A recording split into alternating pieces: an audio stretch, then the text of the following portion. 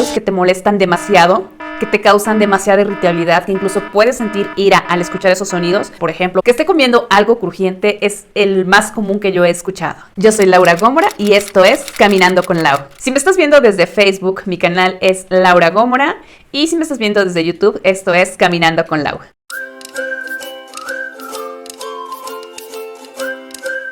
Oigan, hoy sí estoy como el video de tengo miedo. Pero yo quiero mi abogado.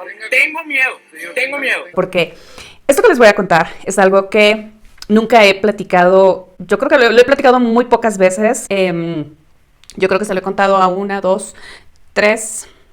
Yo creo que alrededor de mí 6 personas lo saben.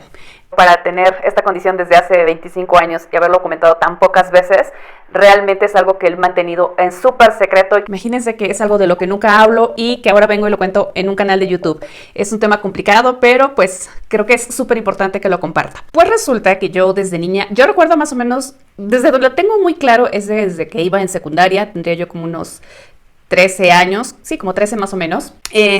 Recuerdo que el sonido de alguien masticando me podía molestar mucho, me daba ansiedad. De verdad que yo quería salir corriendo de donde estuviera escuchando ese ruido. Y pues creo yo que es complicado porque siempre vas a escuchar a una persona comiendo cuando come, por ejemplo, almendras, tostadas, totopos, o sea, todo que hace mucho ruido, lechuga, zanahoria. Y es algo con lo que pues lidié toda la vida, porque la gente que está alrededor de ti no lo comprende. Para mí fue muy difícil durante muchos años, porque la verdad yo misma pensaba que era intolerante. La gente a mi alrededor, pues mi familia, pues digo mi familia porque son las únicas personas que lo sabían, pues sí me consideraban como intolerante a esos sonidos y me decían, ¿tú por qué sí puedes hacer esos ruidos y nosotros no? Durante muchos años viví con ese estigma. Recuerdo que cuando tendría yo como 30 años más o menos lo consulté con una terapeuta, una psicóloga, le pregunté y le dije, oiga, es que me pasa esto, cuando la gente está comiendo, la verdad son sonidos que a mí me pueden poner muy irritable, me ponen de muy mal humor, me causan ansiedad. Y entonces, bueno, ella me dijo que pues a lo mejor había vivido algún evento que yo relacionaba ese sonido y de manera inconsciente, lo relacionaba con ese sonido. Entonces, más o menos fue, sí, como por 2010, 2011, más o menos, que yo encontré un artículo que decía que eso se llama misofonía. La gente que padecemos esto, hay sonidos muy específicos que nos pueden poner muy irritables. Es un trastorno neurológico, no es psicológico, no es mental. Realmente yo la forma en que lo defino, siempre he dicho como que mis tornillos no están bien apretados, pero no estoy loquita ni nada, pero pues así lo defino yo. Y no le quiero dar mucha importancia, ahorita no, en aquel entonces, mire, yo cuando lo supe, la verdad es que fue como quitarme un peso de encima, fue de pronto decir, existe más gente así, más gente que está viviendo esto que yo estoy viviendo. Y lo quise compartir en este video porque a estas alturas, les digo, esto lo descubrí en 2010 más o menos, pues han pasado 10 años y me sigo encontrando gente que de pronto, por las cosas que platican, me doy cuenta que lo que tienen es misofonía y ellos no lo saben. Y la gente a su alrededor, insisto, piensan que somos irritables, que somos malhumorados, que somos neuróticos. Y bueno, les voy a contar un poquito más. De hecho, lo voy a leer para explicarles qué es la misofonía.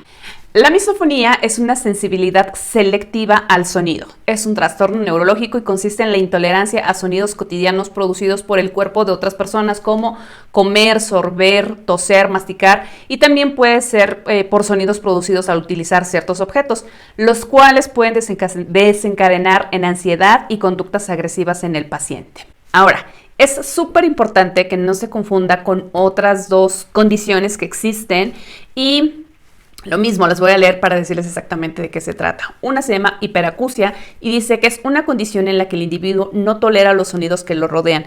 No porque el sonido le resulte desagradable, sino porque lo percibe a una intensidad o volumen mayor que el resto. Es como si los sonidos fuertes se amplificaran en sus oídos, hasta el punto de producirle malestar y dolor. Yo no tengo ni malestar ni dolor en los oídos, sino en el sonido me puede causar un poco de irritabilidad. Bueno, me causaba, ahorita les cuento un poquito más. La otra condición es la fonofobia.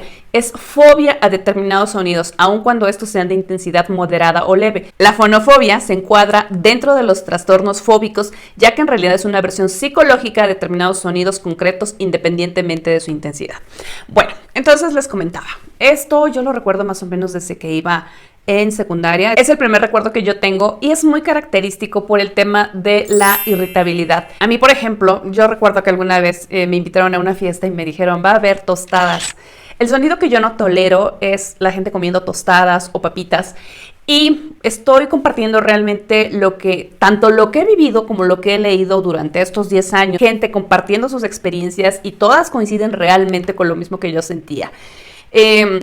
A mí específicamente es el sonido de gente comiendo algo muy crujiente, me podía poner muy irritable, insisto, ya no tanto, en este momento ya no tanto como antes. Y sí causa un poco de problemas sociales porque en realidad cuando sé que vas a beber una comida crocante prefiero evitar esos lugares. Una cosa que sucede muy comúnmente entre los que padecemos de misofonía es que nos aislamos un poco del mundo. Yo, por ejemplo, cuando como, o sea, sí requiero tener un sonido de fondo, requiero que haya una televisión prendida, que haya un celular con música, o sea, sí necesito el sonido, me es súper importante para que esos sonidos no sienta que me están taladrando el cerebro. Ahora, todos los que somos misofónicos coincidimos en lo siguiente. Si alguien está comiendo papitas, lo que yo tengo que hacer es comer papitas para que mi propio ruido como que de alguna forma tape el ruido de la otra persona y eso nos calma un poquito. El problema es cuando, por ejemplo, voy a una fiesta y la comida son tostadas y entonces pues a lo mejor estoy comiendo con algunas personas, pero luego se integran otras y digo, pues ni modo que voy a volver a comer, ¿no? Entonces ahí es cuando ya se empieza a complicar un poquito, pero por ejemplo estoy hablando de que en una fiesta, entonces generalmente hay música, entonces pues de alguna forma lo puedo controlar un poquito más. Leía también, por ejemplo, de una chica que ella, por ejemplo, el sonido que el sonido que la detona a ella es su abuelita. No sé si se dice carraspeando o garraspeando. Entonces dice que ella normalmente la imita y pues que a lo mejor parece una falta de respeto a su abuelita, pero es la única forma en que ella de alguna forma puede estar tranquila. Insisto, no es psicológico, pero bueno, yo creo que de alguna forma sí está un poco relacionada. Y miren, cosa curiosa, yo estudié el máster en neurolingüística y fue muy curioso porque dura 2 años.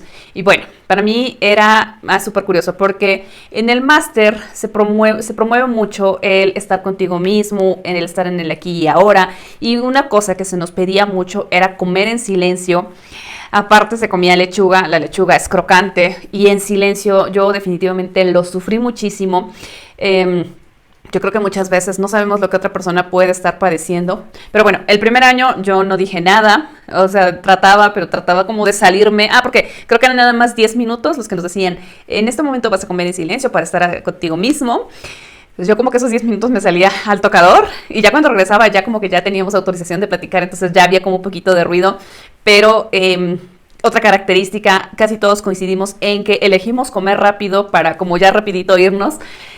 Y bueno, entonces ya en el máster, ahí sí definitivamente yo corté por lo sano y dije, bueno, ahí se quedan todos comiendo, yo ya me voy.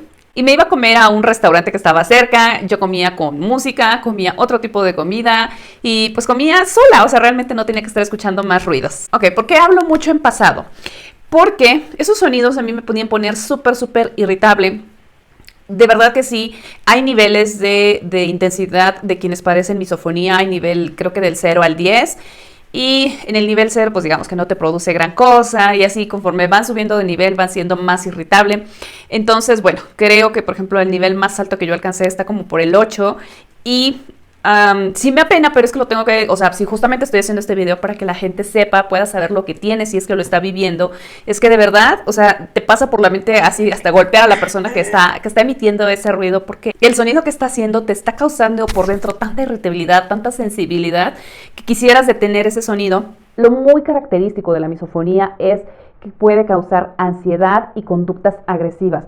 No, o sea, yo no he sabido de alguien que realmente haya llegado a lastimar o a dañar a otra persona. Durante años que yo no lo sabía y que lo tenía que controlar, a veces no lo puedo no controlar lo suficiente. Recuerdo haber perdido a mi amiga de la prepa justamente porque estaba comiendo, ya llevaba mucho rato haciendo ruido con la boca Y sí, de muy mala manera le pedí que ya dejara de hacer ruido. Y bueno, obviamente se enojó conmigo y dejó de ser mi amiga. Y yo lo lamento mucho, pero porque jamás le dije. O sea, es más, en ese momento yo pensaba, pues, que me estoy volviendo loca o por qué me pasa esto. Entonces, bueno, realmente, a final de cuentas, les quiero compartir esto porque quien lo esté viviendo, me gustaría de verdad que este video le pueda ayudar a alguien a saber que no está loco, que no está solo, que es algo que existe, que está, pues todavía como que todavía no lo determinan como una enfermedad, pero pues, propiamente ya está reconocido como trastorno neurológico. Entonces, que vemos más personas que estamos pasando por eso. Para mí, el gran remedio han sido los tapones para oídos. Un lugar también donde para mí era súper complicado era el cine, porque no, ya sonaba por acá la palomita, otra palomita, los nachos. Entonces, para mí era un poquito difícil ir a un cine. Claro que me ayudaba un poco que, por ejemplo, la película pues tiene un sonido bastante fuerte, entonces eso me ayudaba un poco, pero a veces el sonido de los, yo les llamo el crunch crunch, es un poquito complicado para mí. Y entonces lo que descubrí, bueno, pues me llevaba los tapones, prefería películas subtituladas para yo poderme tapar los oídos y a mejor estar leyendo de qué se trataba la película. Finalmente los tapones no tapan tanto el sonido, por ejemplo, el de una película lo puedo seguir escuchando perfectamente y ya no escucho los crunch crunch. Pero bueno, esa fue una gran solución que encontré. Y, bueno, aquí por ejemplo quiero aprovechar una cosa. Hay una serie de ruidos que son muy específicos, a ver si ahorita los leo.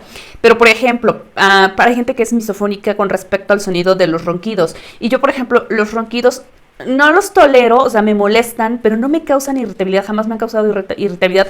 Sí en el sentido de decir, ay, no me dejas dormir, ¿no?